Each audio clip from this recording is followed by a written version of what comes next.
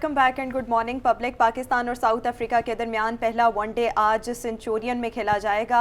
इरफान ज़हीर हमारे साथ मौजूद है। इरफान, कंडीशंस को देखते हुए कौन सी टीम आपको ज़्यादा स्ट्रॉन्ग लग रही है? जैसे मैंने इनिशियली कहा कि ऑन पेपर्स तो उनकी टीम ज़्यादा स्ट्रॉन्ग नज़र आ रही क्योंकि वो अपनी कंडीशंस को बहुत अच्छा यूटिलाइज़ करते हैं और उनके बैट्समैन जो हैं वो पुल और रुक बड़ा अच्छा खेलते हैं क्योंकि इसमें जो इनका ट्रैक रिकॉर्ड हमें नज़र आया साउथ अफ्रीका के कि जो ओडीआई और टेस्ट जो T20 है उसमें बहुत बैटिंग ट्रैक होते हैं, तो वो बॉल सीम या स्विंग ऐसा नहीं करती, बट बाउंस तो सेंचुरियन के अंदर विकेट के अंदर आया है शुरू में कि बाउंस थोड़ा आता है, बट उसकी अच्छी चीज़ ये है कि जो बैट्समैन पुल और रुक अच्छा करते हैं या कट अच्छा खेलते हैं उनको उनके लिए बड़ी आसानी होती है। तो हमारे पास तो एक बाबर ऐसे प्लेयर हैं, जैसे मैंने फ़हीम अशरफ का नाम लिया, आल्दो के अगर फ़खर की भी फॉर्म के ऊपर डिपेंड करता है, कई दफ़ा फॉर्म में हो तो बहुत अच्छा खेलेगा। इस तरह की पिचेस उनको भी बहुत सूट करती है। जैसे हमें चैंपियन ट्रॉफी का फाइनल याद है, वो भी समहाउ ऐसी विकेट थी कि जिसमें बाउंस अच्छा आ रहा था, तो वो पुल मारते रहे। यानी कि ये पिच फेवरेबल है बाउंस के लिए और बैट्समैन जो पुल और अच्छा खेलते हैं उनके लिए बड़ा अच्छा, और इसी वजह से ये बड़ा स्कोर भी होता है। और हमें 2003 में भी याद होगा वर्ल्ड कप के अंदर जो पाकिस्तान ने 270 ऑड किया था और तेंदुलकर ने शोएब अख्तर को जो छक्के मारे थे, वो बाउंस अच्छा आ रहा था, वो कट मारते गए और वो छक्के थर्ड मैन के ऊपर से और कवर के ऊपर से जाते रहे। तो इसकी जो टेंडेंसी इस पिच की बिहेवियर है वो ऐसी है। जोहान्सबर्ग के अंदर जो दूसरा मैच होना है उधर बॉल थोड़ा सा सीम और स्विंग करता है इनिशियली, बट ट्रैक इनका यही इसी तरह का रहता है कि बॉल के साउथ अफ्रीका के अंदर वैसे ही एक उसकी बिहेवियर पिच का यही होता है कि बाउंस थोड़ा ज़्यादा मिलता है। पुरानी बात है, जैसे इन्होंने याद दिला दिया, मेरी आंखों में मंजर घूम गया, खासतौर पे वो एक जो छक्का था, यानी शोएब अख्तर इतने उससे रिदम उनका ख़राब हुआ कि बाकी सारे मैच में उनसे बहुत पाकिस्तान अच्छा स्कोर किया हुआ था, इतना बुरा भी नहीं था।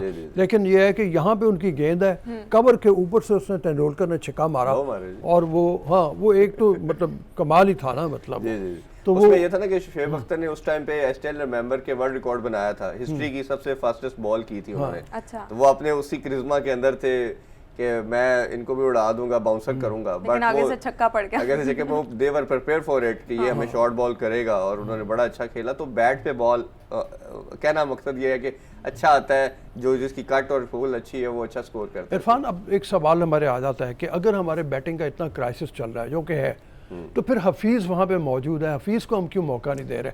उसका बैटिंग एवरेज भी अच्छा है और उसने कोई ये भी नहीं कहा हुआ कि मैं वनडे से रिटायरमेंट ले रहा हूँ। ये गलत फहमी है जो कुछ चैनल्स पे चल रहा है, कुछ लोग कह रहे हैं, नुमान ने कह दिया कि जी वो उसने रिटायरमेंट ले ली हुई है। आप जैसे बता रहे थे, इवन मोहम्मद वसीम को नहीं पता, चीफ सेलेक्टर को कैसे रिटायरमेंट ली हुई है या नहीं ली हुई वनडे से, तो ये उसको मौका क्यों नहीं दिया? पहले इसमें बताना की जरूरत यह है कि आपने जो सबसे एस्टेब्लिश प्लेयर आपने डेवलप किया 2-3 साल लगा के, हारिस सोहेल, उसको क्यों बाहर किया? हाँ। जिसकी इतनी अच्छी फॉर्म लगी हुई थी, अभी पाकिस्तान कप के अंदर ओडीआई के अंदर उसने बहुत आउटस्टैंडिंग इनिंग्स भी कुछ खेली, तो उसको क्यों सेलेक्ट नहीं किया गया? सिर्फ इसी बेस के ऊपर कि उसकी फिटनेस नहीं है। फिटनेस तो फिर वही क्वेश्चन मार्क आ जाता है, फिर शर्जील की भी नहीं थी और 3-4 प्लेयर के नाम लेना शुरू कर देंगे हम।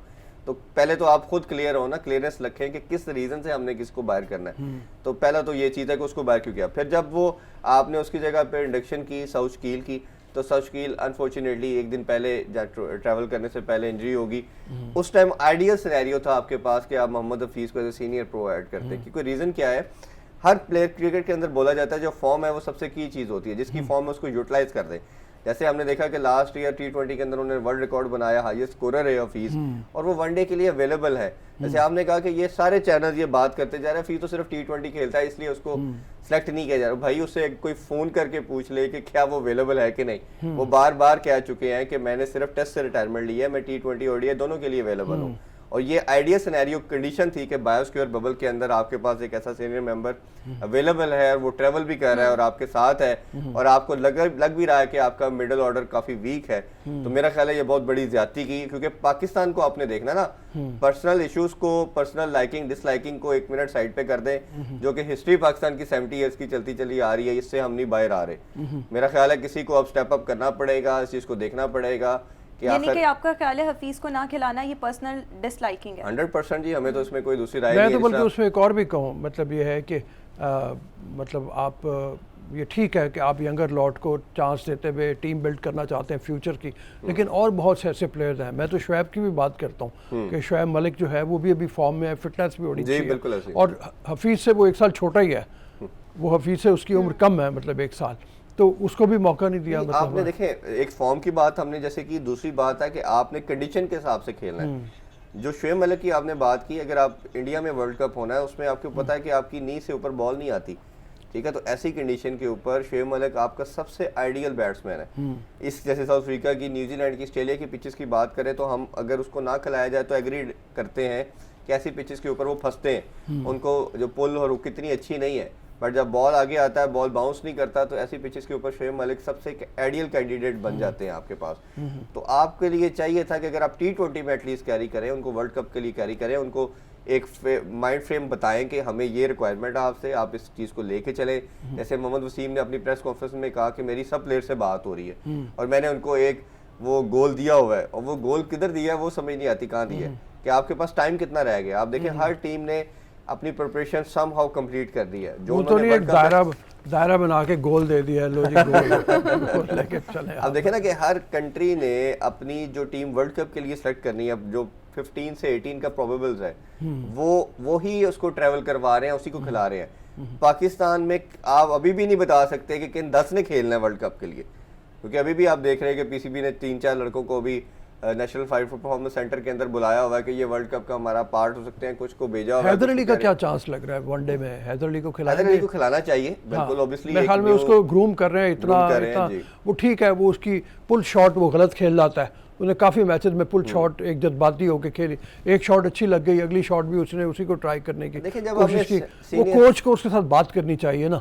जी बिल्कुल ऐसे ही है। अब ये मैंने देखा दोनों चीज़ों पे डिपेंडेंट है, एक खुद प्लेयर कितना कीन है, कितना वो इंटरेस्टेड है अपने जगह बनाने के लिए, दुनिया में अपना नाम पैदा करने के लिए। एक तो उस पर भी सबसे पहले तो प्लेयर पे ओनस आता है कि उसके अंदर गेम का इंटरेस्ट लेवल और कीन लेवल कितना है, वो उसको कितना इंटरेस्टेड है उसमें।